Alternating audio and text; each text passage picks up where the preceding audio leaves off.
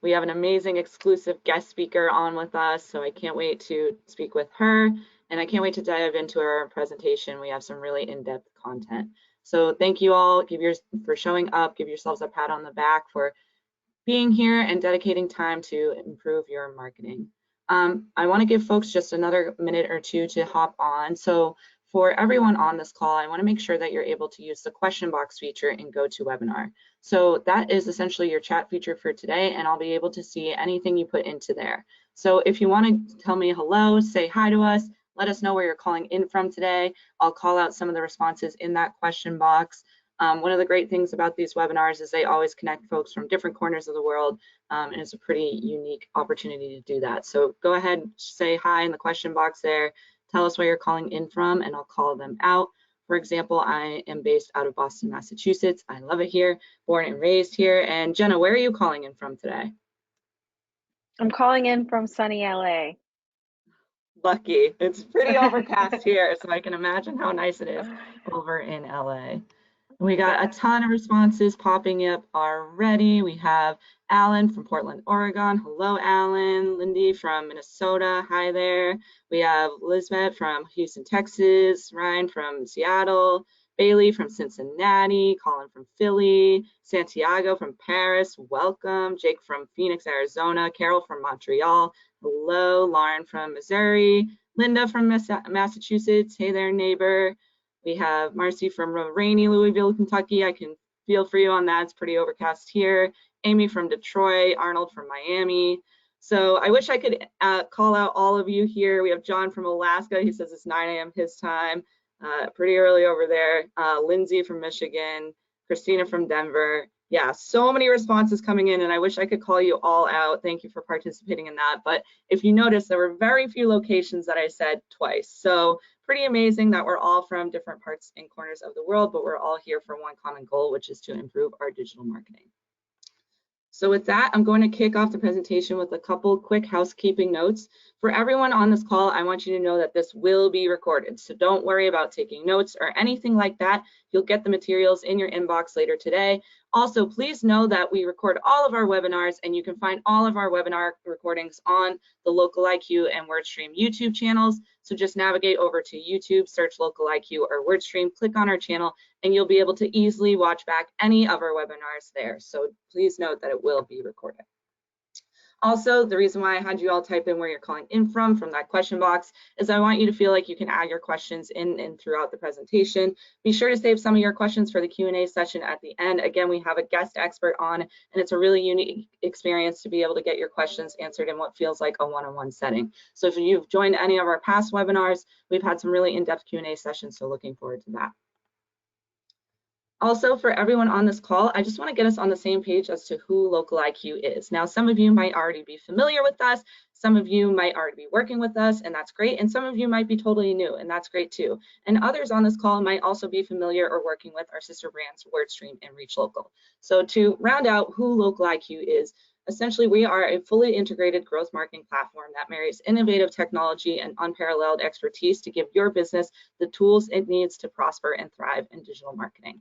So how exactly do we do that? Well, technology is at our core. So we are running all our campaigns on proprietary-based AI technology, optimization technology that is informed from over 1 million different Local IQ campaigns. So that's really some technology that you cannot find anywhere else. We also give you tools at your fingertips to help put time back into your day, to take away some of the time that it takes to do some of those menial tasks of marketing. So that way you're able to more easily focus on your business's day-to-day rather than worrying about your marketing. And also, we've been in the digital marketing game for over 15 years, which if you think about the age of digital marketing, it's not much older than that. So we've been through all of the different platform changes, all of the different ebbs and flows of the landscape, and we're here to tell that story. One thing that we're really proud of that I want everyone on this call to be aware of is that Local IQ is a premier partner with all of the major advertising platforms. So that's not just given to any digital marketing platform out there. It's really only given to businesses that maximize campaign success for its clients. We meet a set of rigorous requirements, demonstrate platform expertise, thought leadership, And we also make sure that we're hitting, again, all of those rigorous requirements to stay in the partnership program. So we're really excited about that. And with that opportunity is why we're able to have an expert from Google Live with us today. So thank you, Jenna, for joining us. And a little bit about me, the person that's been talking to you for the past 10 minutes here. I'm Susie. Hello, wonderful to meet you all. I am your facilitator and host for today's webinar. I'm a senior content marketing specialist over at Local IQ, where I write educational content on everything under the digital marketing sun. So from SEO to PPC to display ads to reputation management, I cover it. And how I got into this role was I originally was a digital marketing consultant over at WordStream, where I was coaching people that work for businesses or own businesses, just like you all on this call, through the day-to-day task of digital marketing on platforms like Google Ads, Facebook ads, and so on. So I took that real life experience and applied it to the educational content that I write on the WordStream and Local IQ blogs. A fun fact about me is I'm based in Boston, like I mentioned. Another unpopular opinion I have is I love the wintertime. I love the cold. So this is actually my favorite season because I love to go snowboarding on the weekends, which I'm actually doing tomorrow. So looking forward to that. You can follow me on LinkedIn and Twitter. I do share out any future webinar events, Local IQ news, and so on. And with that, I'll pass it on to our guest speaker for today to introduce herself. Hello, Jenna.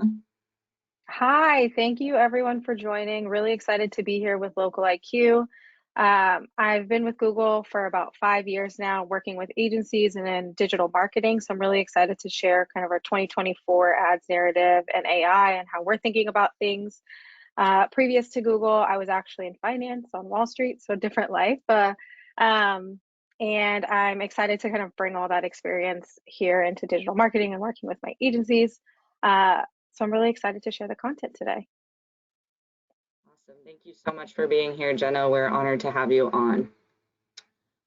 Great. So one other question that I get commonly asked on these webinars is, where can you learn more about the topics we cover here? You know, I'm going to be honest, this hour webinar is going to fly by. We have a lot to cover. So if you ever feel like you need more time with any of the topics we cover, definitely check out our websites, Local IQ and WordStream. Navigate over to our blog. We cover all the topics that we cover on our webinar in depth on our blog if you ever have more questions or just want to spend a little more time with something. Also, be sure to follow us on social media if you want to join future webinars like this going forward. We do share out any other webinars that we have coming up, and we do them monthly, sometimes twice monthly.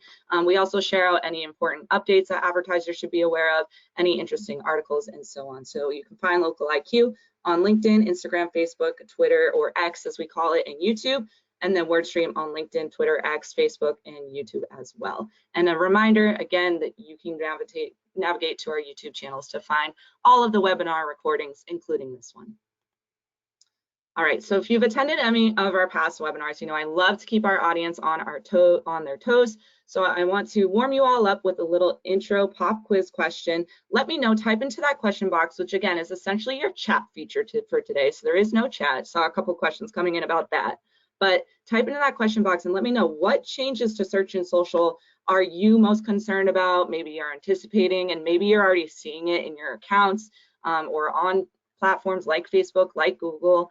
What are you concerned about? What are you seeing? Just do a little pulse check on where we're at. I feel like this is a great way to kind of warm up an intro into the topic. So let's see, I'll call out some of the responses here, and already a ton of responses coming in. We have Victoria concerned about AI, definitely understandable. Some folks are saying search engine optimization and SEO. Lauren saying she's concerned about increases in cost per click and cost per lead, understandable. Marianne definitely concerned about cookieless tracking, understandable as well. Tony Evans worried about price increases. Some folks are calling out map pack changes for sure. Lindsay calling out third-party data again, the deprecation of third-party cookies. Dave noticing some Google algorithm changes, definitely understandable. It's going to happen. More calls out for SEO and AI. Lots of AI mentions. The end of X or Twitter, someone called out, definitely is something that's going on in social, or rumored to be apparently coming up in social.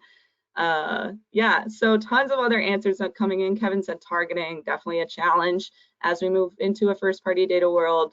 Wow, tons of responses. I wish I could call out all of these. Thank you all for participating in that. But if you notice, all of the responses I called out were a little bit different from one another. So while we're going to be talking about generalized recommendations and tips on this call, be thinking about how it's going to apply to your specific business, because every business is different. Everyone's needs are unique and different. So again, just keeping that in mind throughout.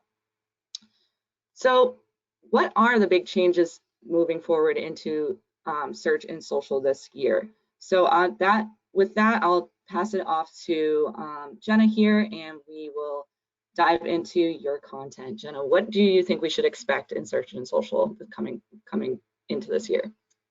Yeah, I think for 2024, I'll be talking about it a lot, but this year marks a real inflection point for marketing. I think even in what people were just saying in the chat box, right? The work we all do is being fundamentally remade by two changes. One is the rapid acceleration of AI, and the second is the departure of third-party cookies, and that's all happening this year. Um, Inflection points are really critical junctions where change is pronounced, but within that change lies significant potential for new growth and opportunity. And that's something I'll be talking about more today. Let's see how many times during this presentation I can say the word AI. So let's start, as all good marketers do, with the consumer. So the complexity of the consumer behavior is really accelerating. Today's proliferation of channels, devices, and formats present more touch points than anyone can manage alone. If we go to the next slide, more than half of consumers are using 5 or more online sources before they buy. So think about searching something and then watching an online video and then going to Google Maps. This is an all-time high. And if you even think about your own consumer journey, I might see a YouTube video on something, or I might see an ad. I might not click it right away. Typically, you would do some research. You might go to Maps and check, like, where's a location where it's sold, and then make a purchase. So nothing is linear anymore, and that's the way you have to think about the consumer. Next slide. And this stat always blows my mind. Out of the billions of Google searches every single day, more than 15% of them daily have never been seen by Google before. So that tells you there's no way we can expect what people are searching for.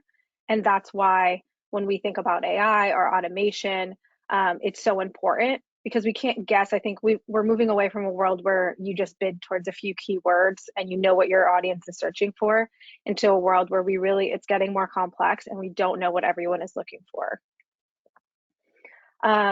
And not only do you have to be where your customers are, you have to meet their accelerating expectations for highly relevant, personalized experiences.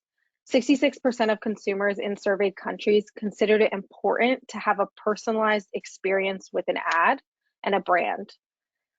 But also in your next slide. But also in your customers' minds, there's no contradiction between wanting messages tailored just for them and wanting transparency and control over their data and privacy. So again, this is where we talk about AI and third-party cookie depreciation. Now, nearly 50% of people said that a positive privacy experience with their second choice brand would lead them to switch from their first choice brand. So imagine that means half of your customers are in play, but it also means half of your competitors' customers are up for grabs too.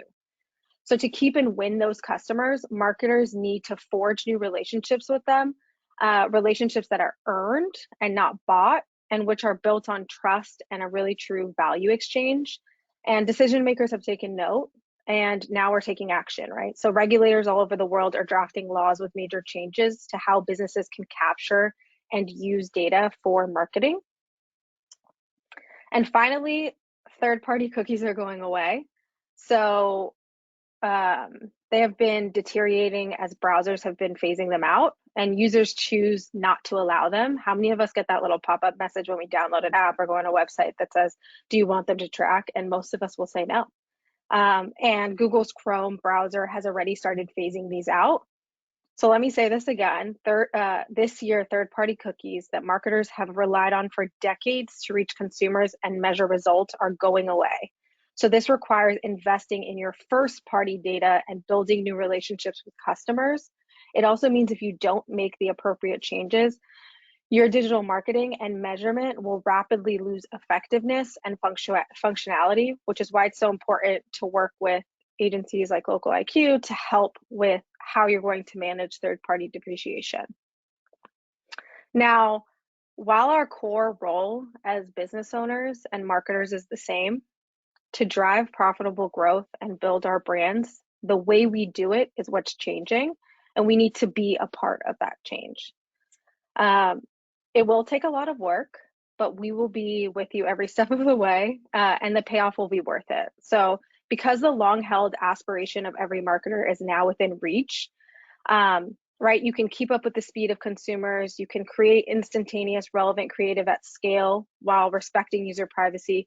We can have the confidence that every dollar spent is optimized, all to maximize profit growth for your business.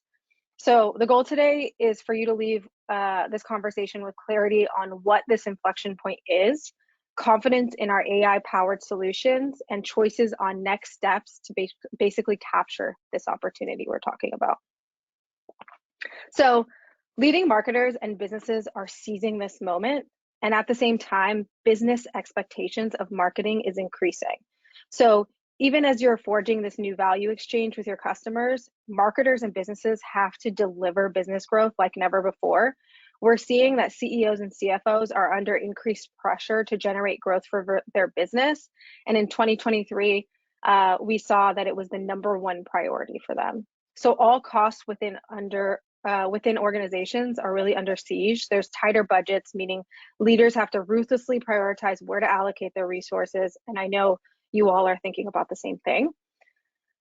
So let's talk about how to seize this opportunity with Google AI, right? There's no debate that AI is transforming every aspect of marketing.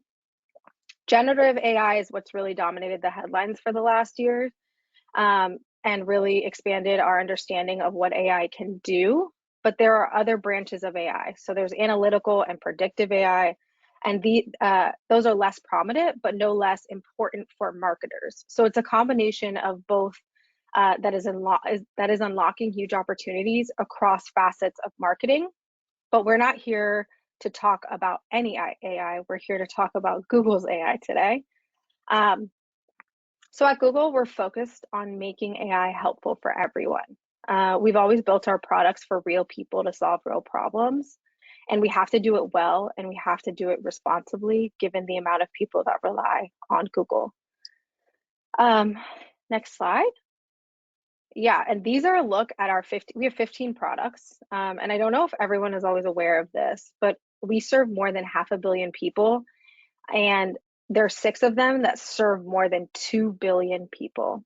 So the amount of scale we're working with at Google is huge.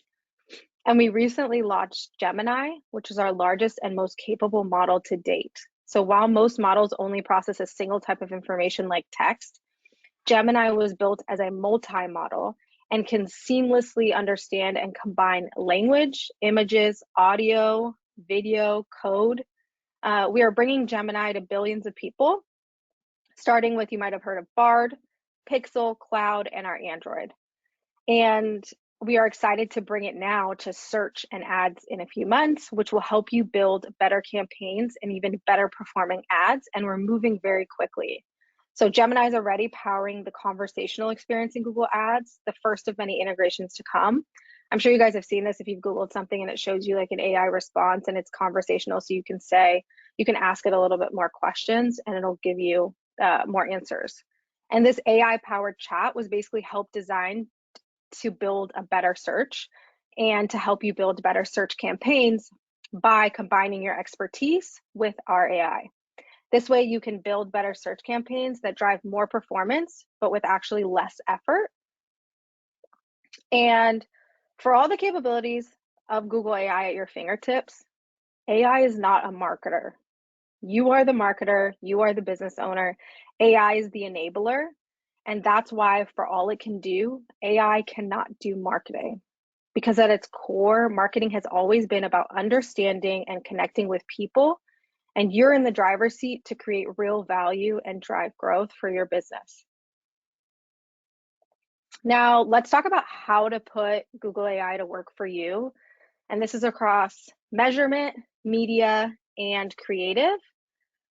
So measurement is a little bit of what we talked about with third-party cookies. We'll talk more about media and creative. The result of doing this is growth, scale, and effectiveness that drive meaningful impact to your bottom line. So we can basically optimize for your business objectives, not just your marketing objectives.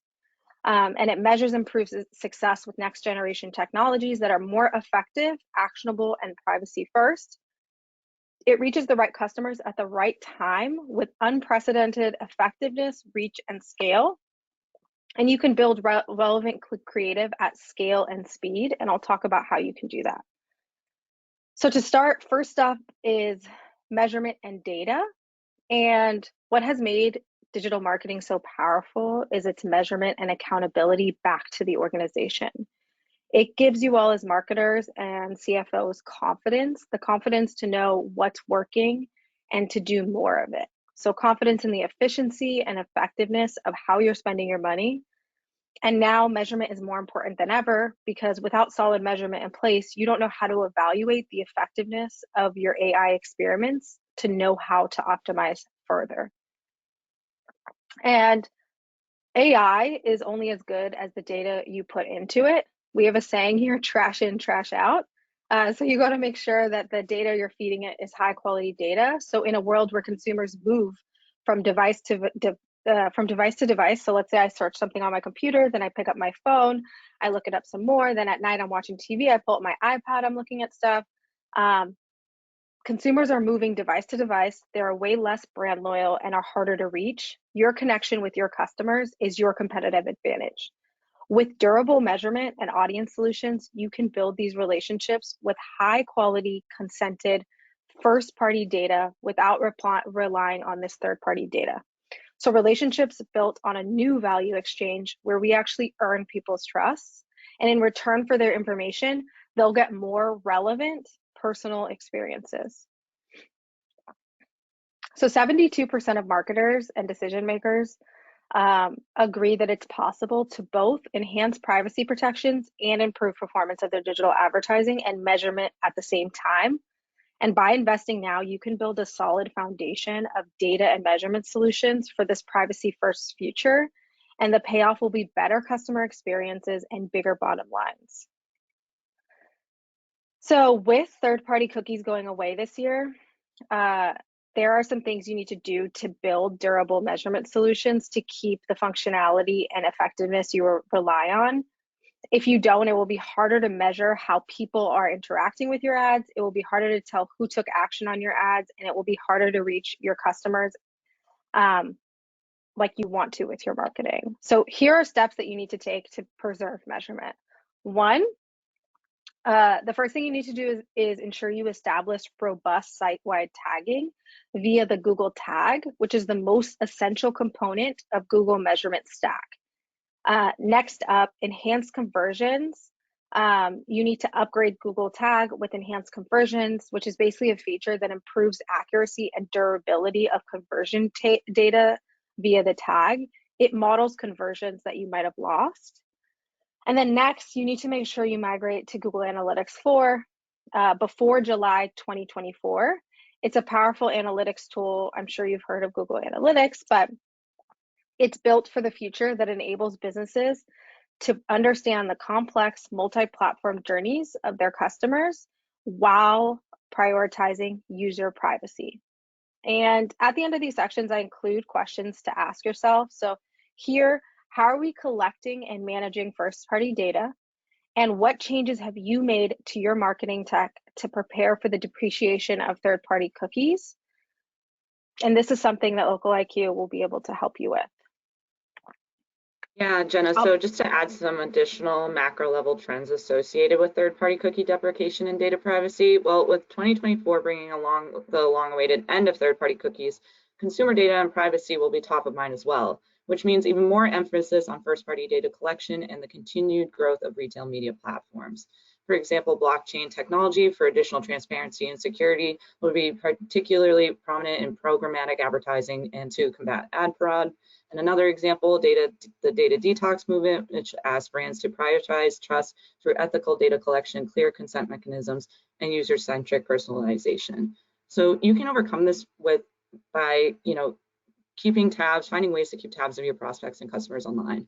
Try investing in zero and first-party data, customer data that you own rather than information you get from third-party sources. So again, Local IQ can help you with this.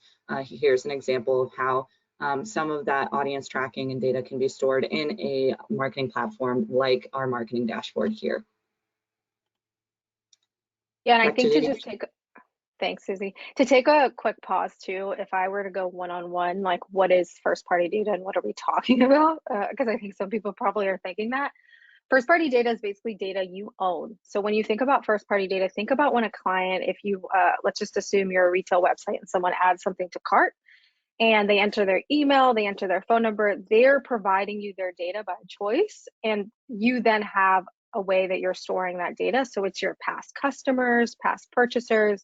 If you have a newsletter or a white paper that they download and they enter their email, this is all first-party data that you have based on customers. Let's say you have customers that have already converted, they've already purchased from you, they've been a closed deal or something if you're a lead gen business. These are customers where you're tracking the information because they've provided for you, and it is first-party data that you can then market towards. And there are multiple ways you can build that data. I just gave you a few, but that just quick overview before we move on to media. That's what first-party data is. So now to talk a bit about media. So marketers or marketing's fundamental role is still to make customer connections and to translate that demand into profitable growth. So at Google, we are the strongest partner to deliver customer engagement at scale, thanks to the depth and breadth of our platforms. Remember that slide where I said we have 15 different platforms and over 2 billion users on 6 of them? So next slide. Here's how Google's AI works to drive business outcomes. So our AI learns from vast amounts of data across our platforms, giving us an unmatched understanding of consumer behavior. So let's consider on an average day, people around the world are watching more than 700 million hours of YouTube content on TV devices and searching billions of times. Our tools also learn from your data, including your customer data, your messaging, your creative assets, and your website and audience signals that you put into your ads. And I don't know if anyone knows this, but a fun fact is and maybe I can't see the question box, but Susie, maybe you tell me. Let's take people's guesses. What's the second largest search engine? Let's see. Already some responses coming in. See some search engines here. So drop into that question box. What do you think is the second largest search engine? Yes, we Google got being some number folks. one. Yeah, Google's number one. What's the search engine behind Google? Lauren said Bing. Daniel said Bing. Benjamin said YouTube. Joshua said YouTube. Yes. Someone said Amazon. TikTok. Nicole said TikTok. Interesting. Lindsay said Safari. Yeah. Yep. Jillian Safari. So Benjamin and Joshua, you guys got it right. So it's YouTube actually. So YouTube is the second largest search engine, both owned by Alphabet, our parent company, or Google. That means that when someone is searching on Google, the second place that they go, or the second most place they go, is actually to search it on YouTube. Some of these other searches, like someone mentioned TikTok, TikTok is probably getting up there, but it's nowhere near the size of Google and YouTube. So when you think about the data we have at our fingertips and our AI uses, think about the mass reach. We have the 2 largest search engines by far. So that's just something to think about when you think about scale and how our AI works.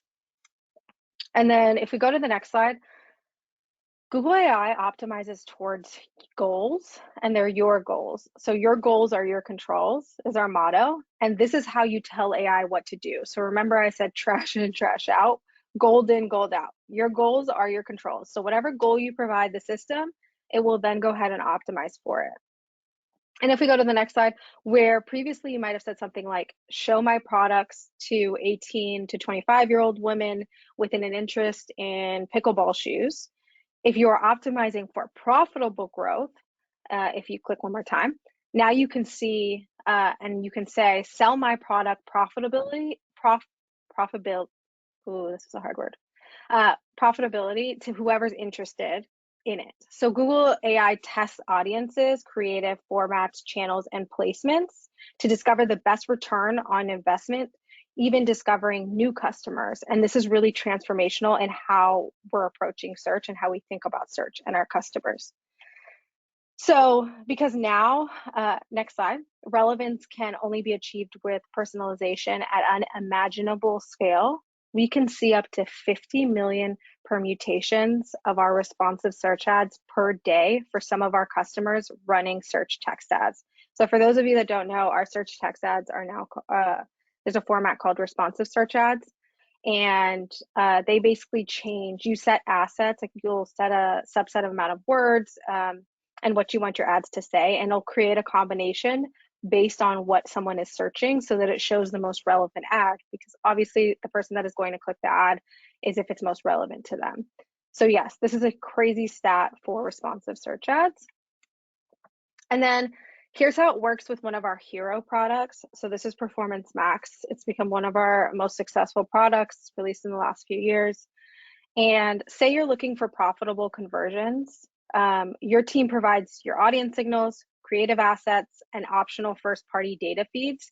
And basically our Performance Max product then optimizes for the best performance across all of Google Ads ad inventory.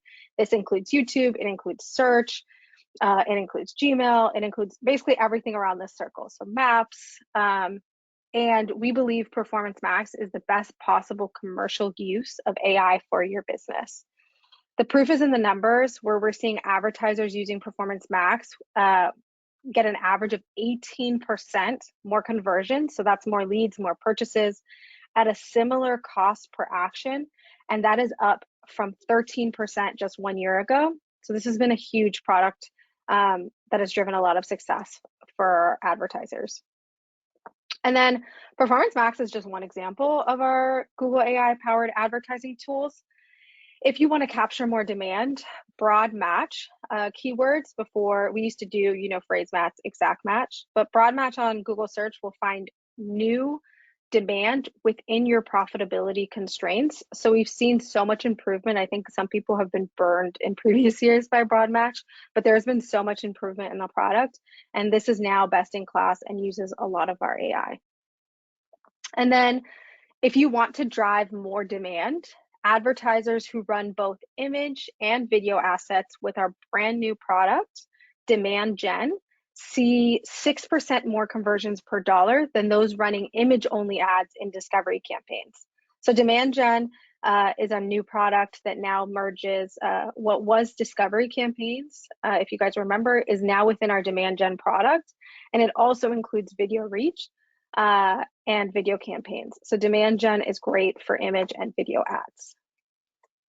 And then if you want to maximize views, there's video view campaigns, which deliver 40% more views at a 30% lower cost per view than manual campaigns. This is our automated, basically reach campaigns. And a lot of our videos are, like when you run a YouTube campaign, they also show in YouTube Shorts and connected TV. YouTube has actually surpassed Netflix as #1 in connected TV. So if you want to be in the connected TV space, you absolutely need to be on YouTube. And then if you want to maximize reach, there's video reach campaigns, and they deliver 54% more reach with format agnostic campaigns at 42% lower cost on average compared to in-stream alone. Video reach, I would say, is similar to TV, where you're thinking about how many reaches you can get, how much you can reach. The claim speaks for itself, right? These aren't small performance increases. Our most successful customers are testing and scaling these solutions quickly once they see the impact on their business. And now, as promised, here's the 2 questions I would recommend to ask yourself. What AI-powered campaign solutions are you testing? How do they perform compared to your manually managed campaigns? And second, once you see results, how are you going to scale your AI-powered campaigns? And these are questions that Local IQ will be able to help you answer. I'm going to pass it to Susie to Sure, cover this yeah, one. and yeah, thanks, Jenna. And just to kind of round out some of those AI trends and how that could connect back to your specific search and social strategies. Well, for social, experts predict that AI will not only impact the way social media platforms develop and deploy new features, but it will also impact creators, businesses, and users too. So AI has already been big on social, of course, with 75% of Gen Zers following virtual influencers. Yes, that's a thing. And even more businesses already using AI to help with everything from content creation to scheduling and strategy optimization. For search, even more personalization in search engine results pages is going to be apparent. AI will open up multimodal sources of input like digital assistants and even images and videos for more personalized responses from search engines. And Jenna had alluded to that earlier. So what does this mean for your business? Well, for social, AI opens up a whole new world of potential opportunities to automate, improve, and help with your social media marketing strategy in 2024.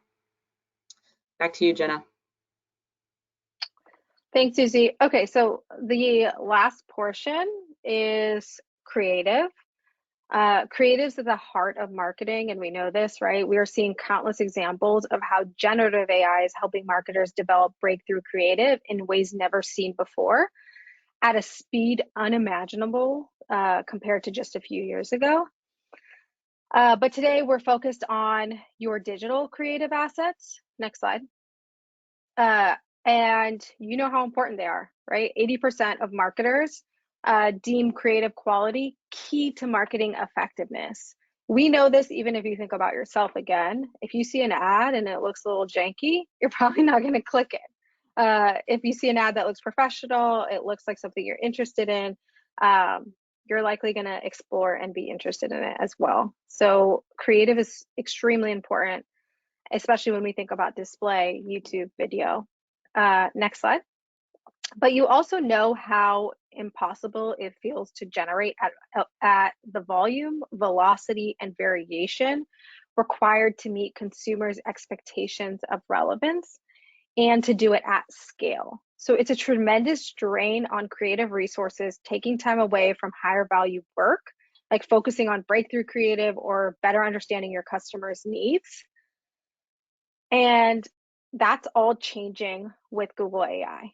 So we are building solutions that let you focus on your hero creative assets, then let AI customize and scale it for every platform, device, and customer, all in this privacy safe way that I touched on in the beginning. There are multiple tools and partners to help, and I'm going to go through some examples quickly. There are so many examples. I've included a few. I think these are really fun to see kind of what we're doing. This is an example like flip video, trim video, and automatically generated assets. And they basically reformat and generate your assets at scale. So I touched on this before. YouTube Shorts has now 2 billion active users. And we know that when you launch a YouTube video, it's now crucial to also have vertical assets because it's going to show on YouTube Shorts. If you look at the screen now, on the left is if someone's watching a generic YouTube video, that makes sense. But if you're watching shorts, you're probably not going to engage with the video on the left. And that's why it's so important to make sure you also have vertical assets. And then on the next slide, with generative AI and Performance Max, which I touched on, you can create and scale new text and image assets with just a few clicks. And this is something you can do directly in Google Ads, and you can see it here in the graphic on the right. And then with Product Studio, you can save cost on photo shoots by increasing resolution, creating clean cutouts, and even putting your product in front of custom scenes. So some of these e-com or retail companies and advertisers are now using this to be able to help offset the cost of shooting a product, which we know can be expensive. And then conversational experience in Google Ads is already powered by Gemini, which I touched on. It helps you build and modify search campaigns, and you can even ask it to help you create new search ad headlines and descriptions for those responsive search ads. It can generate relevant keywords. It can suggest images and site links. And to start, all you need is your website URL, and Google AI will basically help you create optimized search campaigns by generating relevant ad content and including creatives and keywords. And with tools like this, marketers get back to marketing, right? Google AI can give you and your creative teams more time to focus on things AI can't do. You tell the amazing stories, you determine the message strategy, and ultimately you still build meaningful connections with customers at an unsurpassed scale. So we're thinking about how can AI help you, not replace you, right? And again, here are the two questions I would recommend asking yourself after or on creative. So how are you using generative AI in the creative process to generate assets, to spark ideas, and to move faster? And how are you using AI tools to scale creative across devices, platforms, and key formats?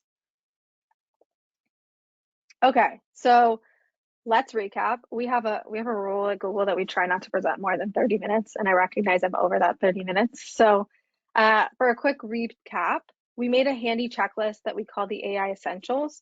They basically cover the steps you and your team should do now with Local IQ. These steps will make sure you have the right foundations in place, are taking action with AI-powered campaigns, and are shifting some mindsets so you can take full advantage of the potential of Google AI. Thank you so much for your time. I'm actually going to pass it back to Susie, and I know we'll hopefully have some time for some Q&A. Thank you. Thanks so much, Jenna. I really appreciate all that super in-depth, helpful information.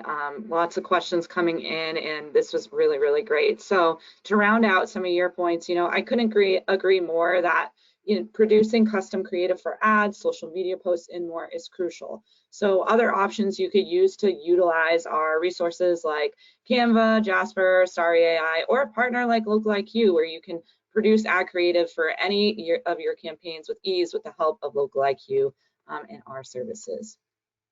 So in the digital marketing world, creative doesn't have to be limited to visual images only. Expansions in AI along with Local IQ technology will really help. So for example, some expansions in AI with Local IQ technology is our keyword recommendation engine and crafting the perfect text ad easily with our keyword recommendations. So what else can you expect from search and social this year? Well, for one, local marketing is going to continue to grow and thrive, as well as influencer marketing. In fact, over half of consumers are still trusting influencer recommendations from influencers on social media and so on. So really, we're looking for a more localized and individualized personalized ad experience. So from some of our trend posts that we've written on the Local IQ and WordStream blogs, we were able to interview some industry experts. So that's why we called out kind of a quote here. But again, just thinking about those localized influencer partnerships, hyper-relevant social media content, and community-driven initiatives that address local needs. So, and despite more consumers understanding the difference between an ad or a sponsored post on social media or an influencer's unpaid versus paid opinion, again, over half are still trusting influencer recommendations, and that's just compared to 38% who trust brand created content. So micro influencers and nano influencers are really going to be your secret weapon, and also again leveraging clear reporting through a marketing dashboard like the Local IQ marketing dashboard that you see here is really going to make the difference when you're trying to strategize. Not only are people going to be going to social media and other platforms to get recommendations, they're also going to be there to actually make a decision and make a purchase. In fact, the shopping on social media is set to hit $1.2 trillion this year, which is insane. That's a ton of purchases being made on social media. So some of the things you can do to maximize potentially your sales or leads from social media is you could set up a TikTok or Instagram shop. You could also work with micro influencers to, promote or recommend your lead generation business. Another expert that we interviewed, mentioned the integration of e-commerce features directly into social apps that are going to redefine the online shopping experience. Marketers should be capitalizing on those trends for a seamless shopping journey. For example, on TikTok, a lot of you mentioned that as a top search engine. It's actually the #1 downloaded app in the US for the 4th year in a row. And while the app's users started primarily as Gen Zers, it's now grown to encompass pretty much all age ranges, as well as businesses and brands, both large and small. So again, taking a look at some ways that you can, some quick tips for social media this year is to, again, maybe try setting up an Instagram shot, making sure that you're taking pictures that stand out, showing your products in use, and so on. So again, I know this was a ton of information between what I was providing and what Jenna was providing, and that's okay. We had a lot to cover. It's a very big topic that we had to compact into an hour. So to round out some of that information, give us a breather here, let's just leave you all with some thought starters. And again, you'll get a copy of the presentation and the recording in your inbox later today. So to round out some of this, for what you should expect, if it's going to be big changes or smooth sailing, well, make sure you stay in the know. Continue to keep up with the headlines, joining, for example, webinars like this, where we are able to hear directly from, an expert at a major platform like Google, but again, just making sure you're also keeping an eye out on what competitors and other businesses in your industry are doing and trying to stay in the loop as much as possible, because if there's one thing we saw today is that these platforms are rapidly changing. Also, don't be afraid to use the data. Take time of the reporting abilities that you have available to you, and don't be afraid to, you might make some mistakes along the way as you're trying to make data-driven marketing optimizations, but it might take a little bit of trial and error. So that's okay. It's part of the marketing process. If this was super easy and everybody, crushed their marketing all the time, we wouldn't be here, right? So just being able to pivot and adjust accordingly is really important. So for example, if you've attended any of our past webinars, you know that if there's one takeaway that I always like to say at the end, if there's one thing you take away from this, is to always have a backup plan, right? So always be thinking ahead. If I try this new campaign or this new tool, or whatever it may be that you're looking to implement, what am I going to do if it does great, if it hits all of the goals that I wanted it to hit? That's awesome. How am I going to adjust from there? Am I going to be ready to put more budget into it or build it out even more? Am I going to let it just cruise? Either option is a good option, but you want to be ready for what's coming next with your marketing. On the opposite end, if that campaign for whatever reason doesn't perform how I want to, what's my backup plan? What other campaigns am I running? How could I adjust and go from there? So being prepared is really going to help you, and have that holistic cross-channel marketing approach where you are showing on multiple different channels, like Jenna had given examples, like for example with the Performance Max campaign and so on. Knowing that your business is on all these possible touch points with your customers also covers your own butt, right? Because if one specific channel or one specific campaign doesn't work out, you're still advertising and promoting your business elsewhere.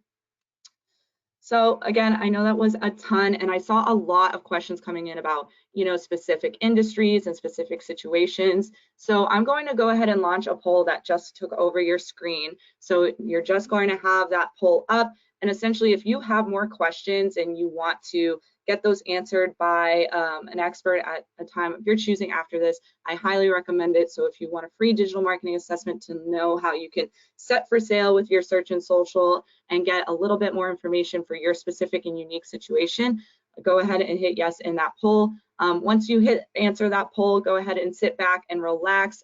We're switching into the audio portion of the webinar, where you're going to just go ahead and listen in as I ask Jenna some questions that came in. So if you haven't yet gotten a chance to ask your questions, definitely drop them in now. And Jenna, there were a ton of questions throughout this webinar.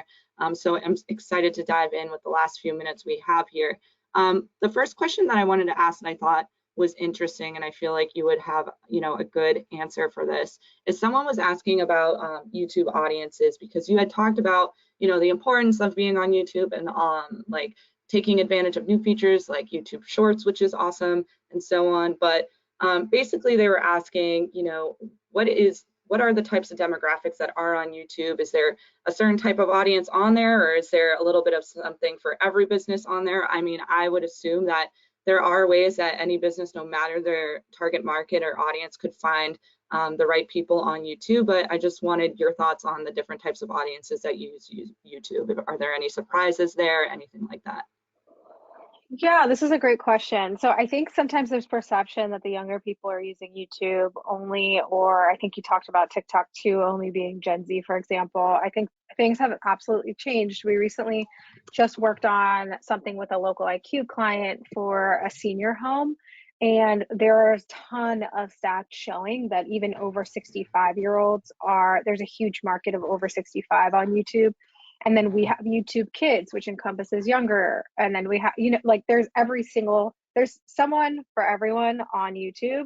And I don't think that's always been the case, but as of now, YouTube is a fit for pretty much every customer.